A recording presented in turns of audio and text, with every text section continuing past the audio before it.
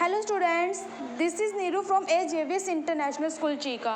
Today I am going to explain you the lesson 8 habitat of living things. इस lesson में हम different living things की habitat के बारे में पढ़ेंगे। हम अपने सराउंडिंग में रहते हैं, उनसे फूड लेते हैं अपने सराउंडिंग से और अदर मटेरियल्स में अपने सराउंडिंग से लेते हैं। जो ऑर्गेनिज्म की इमीडिएट सराउंडिंग होती है उसको हम बोलते हैं इन्वायरमेंट। इन्वायरमेंट के अंदर physical surrounding, for example water, air और सॉइल आते हैं, क्लाइमेटिक कंडीशन आती है और अदर ऑर्गेनिज्म जो हमारे साथ रहते हैं वो भी हमारे इन्वायरमेंट के अंदर आते हैं।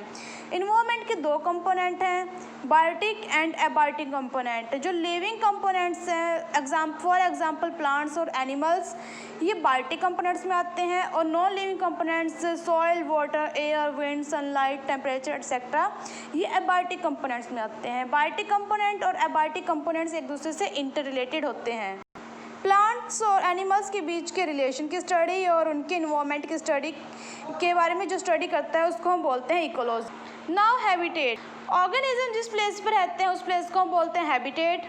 फॉर एग्जांपल कैमल की हैबिटेट डेजर्ट होती है, लॉयंस और टाइगर्स की फॉरेस्ट होती है, डियर की ग्रासलैंड होती है और फिश की हैबिटेट वाटर होती है, फिशेस वाटर के अंदर रहती हैं। हमारी हैबिटेट से, एक ऑर्गेनिज्म की हैबिटेट से ऑर्गेनिज्म को फूड मिलता है, शेल्टर मिलता है और फेवरेबल क्लाइमेटिक कंडीशन मिलती है सर्वाइव करने के लिए, और हैबिटेट के अंदर ही ऑर्गेनिज्म रिप्रोड्यूस करते हैं। हैबिटेट को हमने टू ग्रुप्स के अंदर डिवाइड किया, aquatic habitats and terrestrial habitats. First of all aquatic habitat, जो ऑर्गेनिज्म वाटर के अंदर रहते हैं उनको हम बोलते हैं एक्वाटिक ऑर्गेनिज्म, उनके हैबिटेट को हम बोलते हैं एक्वाटिक हैबिटेट और water habitat. For example ocean, seas, waters, ocean, seas, rivers, ponds, lakes, pools etcetera. Seas और ओशियन का वाटर साल्टी वाटर होता है, वो मैरीन हैबिटेट बनाते हैं, और जो ऑर्गेनिज्म सीज और ओशियन के अंदर रहते हैं उन ऑर्गेनिज्म को हम बोलते हैं marine organism. For example whales, seals, turtles etcetera. Ponds, pools, lakes का वाटर फ्रेश वाटर होता है, तो जो ऑर्गेनिज्म इनके पॉन्ड्स, पूल्स, लेक्स, रिवर्स के अंदर रहते हैं उनकी हैबिटेट होती है फ्रेश वाटर हैबिटेट। वाटर के अंदर कुछ प्लांट्स भी ग्रो करते हैं, उन प्लांट्स को हम बोलते हैं hydrophytes. Next is terrestrial habitat, जो ऑर्गेनिज्म लैंड पर रहते हैं उनको हम बोलते हैं टेरेस्ट्रियल ऑर्गेनिज्म, उनकी हैबिटेट को हम बोलते हैं टेरेस्ट्रियल हैबिटेट और लैंड हैबिटेट। कुछ टेरेस्ट्रियल एनिमल्स ट्रीज पर रहते हैं उनको हम बोलते हैं arboreal animals, for example monkeys, tree snakes etcetera. Birds और इंसेक्ट्स एयर के अंदर उड़ते हैं, इनको हम बोलते हैं aerial animals.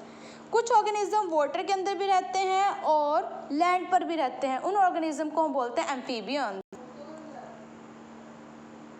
Terrestrial habitat different types की होती है, बिकॉज टेरेस्ट्रियल हैबिटेट में ग्रेट वेरिएशन आता है। वो variation climatic condition, temperature, rainfall या फिर लैंड टोपोलॉजी के कारण से आता है। तो डिफरेंट वेरिएशन के बेस के ऊपर हमने टेरेस्ट्रियल हैबिटेट को फॉलोइंग टाइप्स में डिवाइड कर दिया है: rain forest habitat, temperate forest habitat, boreal forest habitat, grassland habitat, desert habitat, tundra habitat and mountain habitat. First of all rain forest habitat.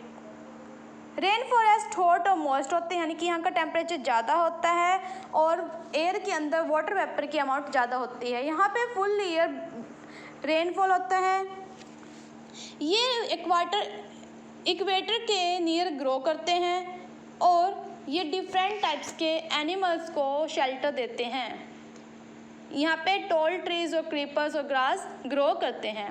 Next is temperate forest habitat. Temperate forest habitat, जो temperate forest हैं वो summer में warm और humid होते हैं, but winter में cold और dry होते हैं।